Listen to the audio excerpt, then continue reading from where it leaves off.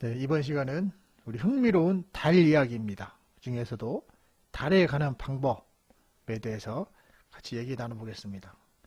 여러분, 달은 너무 잘 아시죠? 밤하늘에서 가장 크고 빛나는 천체. 이런 달은 우리 인류의 생활이나 과학, 문화에 많은 영향을 미쳤죠. 달이 차고 기우는 주기를 기준으로 해서 달력이 만들어지고 전기가 발달하지 않았던 시절에는 밤을 밝혀주는 눈이 되기도 했습니다.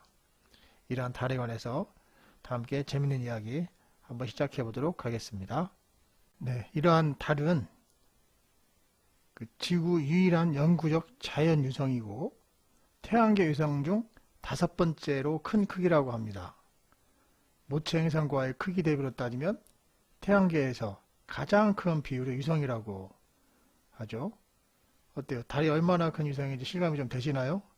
그걸 좀 자세히 살펴보면 지구 중심부터 달 중심까지의 거리는 평균 38만 4,400km, 지구 지름의 30배이고 지구에서 태양까지 거리의 389분의 1보다 작다고 합니다. 달의 지름은 지구의 약 4분의 1, 태양의 약 400분의 1인 3,476km라고 합니다. 그림에서 보는 것처럼 달의 구조는 다양한 지질로 되어 있죠. 지각과 대륙, 멘틀 등으로 되어 있습니다. 또한 특이한 건 달은 지구에서 볼 때 앞면만 보이는 특색이 있죠. 네, 이 부분은 뒤에서 여러분의 호기심을 좀 잘 해결해 드리도록 하겠습니다. 그러면 이러한 달은 어떻게 생겨나고 왜 지구 주위를 돌게 된 것일까요? 물론 현대 인류 과학 수준으로는 아직 달의 기원을 정확하게 밝히지는 못하고 있습니다. 다만 학계에서 여러 가지 학설과 가설이 제기되고 있는데 그 학설 중에는 달과 지구가 동시에 생겼다는 쌍둥이설과 우주를 떠돌던 달이 지구의 중력에 이끌려 공전하게 되었다는 포획설, 또 지구의 일부가 떨어져 나가 달이 되었다는 분리설 등이 대표적입니다. 근데 이 중에서 현재 가장 널리 받아들여지는 이론은 거대 충돌 가설이에요. 즉 45년 전 원시 지구와 화성 정도의 질량의 행성이 충돌해서 잔해 중 일부는 지구에 흡수가 되었고 일부는 우주 공간에서 뭉쳐져 달을 형성했다는 내용입니다. 이러한 거대 충돌 가설이 현재 달의 생성에 대한 가장 유력한 학설로 지금 받아들여지고 있고 학계에서 인정이 되고 있습니다. 자, 그럼 왜 달은 지구에서 볼 때 앞면만 보일까요? 달과 지구를 포함해서 태양계의 모든 전체는 자전과 공전을 합니다. 그런데 지구에서 보는 달의 모습은 거의 일정하죠. 이 부분도 아주 호기심이 많이 좀 발동하는 부분인데 이렇게 달이 자전하다 보면 뒷면이 보일 법도 한데 말이죠. 그 이유는 달의 자전주기와 공전주기가 같기 때문이라고 합니다. 이를 조석고정 또는 동주기 자전이라고 하는데 아래 그림을 보면 좀 더 잘 이해가 되실 겁니다. 그림에서 보시는 것처럼 지구 주위를 45도만큼 이동하는 동안 스스로 45도 회전하기 때문에 지구와 같은 면만 접하게 되는 겁니다. 반대로 달에서는 지구가 늘 같은 자리에 떠 있는 것처럼 보이는 겁니다. 즉 조석 고정으로 인해 달 한쪽만 보이고 달이 자전하는 경우에는 여러 번을 볼 수 있겠죠, 물론. 예, 그래서 달의 앞면만 보이는 것은 달의 자전과 공전 주기가 같기 때문입니다. 또한 우리가 달을 볼 때 달은 여러 가지 형태의 이름이 있죠.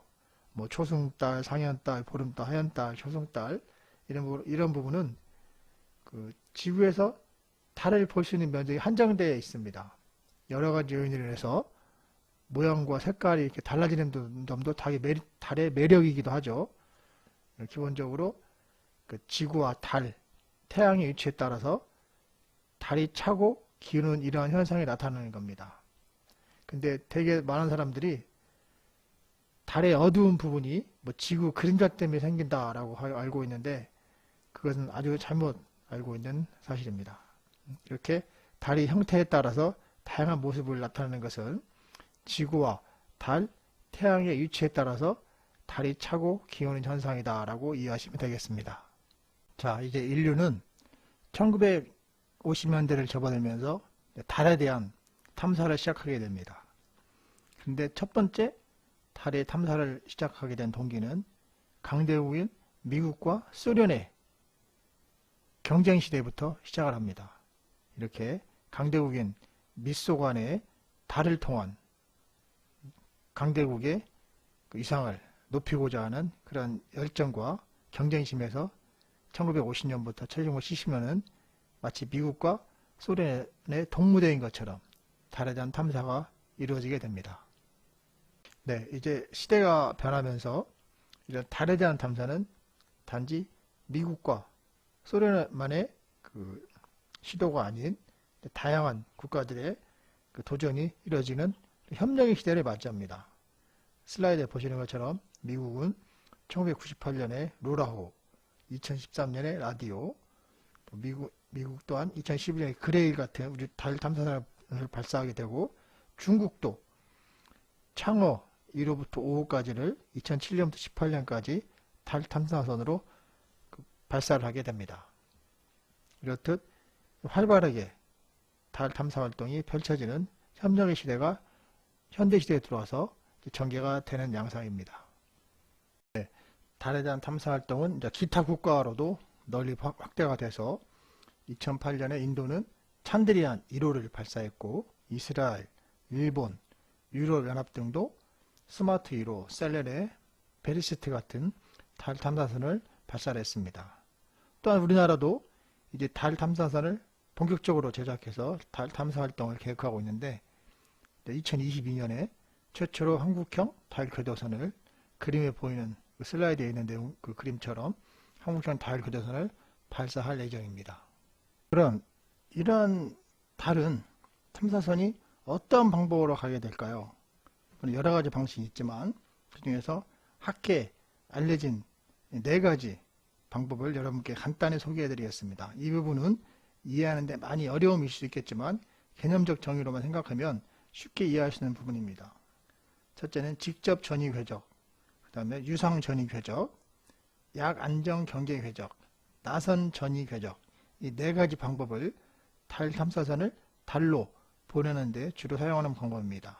이에 대한 각 방법별 세부 자세한 내용은 계속해서 설명을 해 드리겠습니다.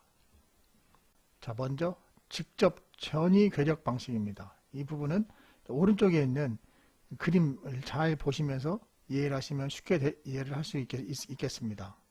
말 그대로 홈런볼 방식이에요. 즉 왼쪽에 있는 지구에서 오른쪽 저 끝에 있는 달까지를 한 번에 가는 경로라는 얘기입니다. 즉 지구에서 달까지 약 4일에서 6일이 소요되는 방식인데, 이런 경우는 설계가 비교적 단순하고 아주 장점이 많은 방식이라고 해요. 이러한 직접적인 궤적을 사용한 달 탐사선은 1997년에 미국에서 루나 프로스펙터와 2008년 미국에서 LOR 달 탐사선을 발사할 때 이 방식을 썼다고 합니다. 다음 방식은 유상 전이 궤적. 말 그대로 오른쪽에 그림에 보는 것처럼 탐사선이 달까지 가는데 굉장히 뺑뺑뺑 돌죠. 그래서 뺑뺑이 방식이다 라고 한답니다. 즉 지구를 여러 번 회전하면서 달에 가는 경로이고, 주로 2.5회전, 3.5회전, 5.5회전까지 회전해서 달에 가는 경우라고 합니다. 이 경우는 지구의 달까지 약 20일 이상의 소요가 되고, 중국의 창어 1호와 일본의 셀레네 달 탐사선이 이 방식을 사용하였습니다. 네, 다음 방식은 약 안정 경계 궤적 방식입니다. 이 부분도 오른편에 보는 것처럼 마치 부메랑처럼 달에 갔다가 돌아오는 방식이죠. 그래서 부메랑 방식이라고 합니다. 지구와 달의 궤도를 크게 벗어나서 지구 태양의 평형점까지 갔다 오는 궤적이에요. 반면 단점은 지구의 달까지 약 3개월 내지 4개월이 소요된다고 합니다. 이 방식은 우리가 2022년 8월이나 9월에 발사할 예정인 한국 후 우리나라 첫 달 궤도선이 달에 접근하기 위해 채택한 제도라고도 합니다.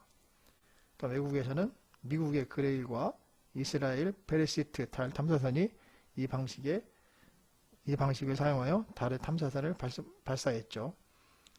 다음은 또한 나선 전위 궤적, 달팽이 방식이라고 합니다. 오른편의 그림을 보는 것처럼 지구 중심에서부터 점차 궤도를 높여서 달에 도달하는 궤적이 되겠고, 지구에서 달까지 약 1년 이상을 소요한다고 해요. 이 나선 전위 궤적을 사용한 달 탐사선은 2003년에 유럽연합이 발사한 스마트 1호가 이 달팽이 방식을 사용했다고 합니다. 자, 이렇게 많은 전 세계 한국 우주 강국이 시도하고 있는 달 탐사, 이제 우리나라도 도전을 해야 되겠죠? 우리나라도 이제 본격적인 달 탐사 계획을 수립해서 이제 최초 달 탐사선 KPLO를 2022년 8월에 스페이스X 펠컨 발사체를 이용해서 발사를 할 예정입니다. 또한 이 발사 이후에는 2030년에는 드디어 최초로 달 착륙선을 만들어서 발사할 예정이라고 합니다. 이 달 착륙선은 우리가 곧 시험 발사 예정인 누리호 발사체가 성공을 해서 누리호 발사체에 달 착륙선을 싣고 태극마크를 달고 달나라에 착륙을 해서 멋진 임무를 완수하고 왔으면 좋겠습니다.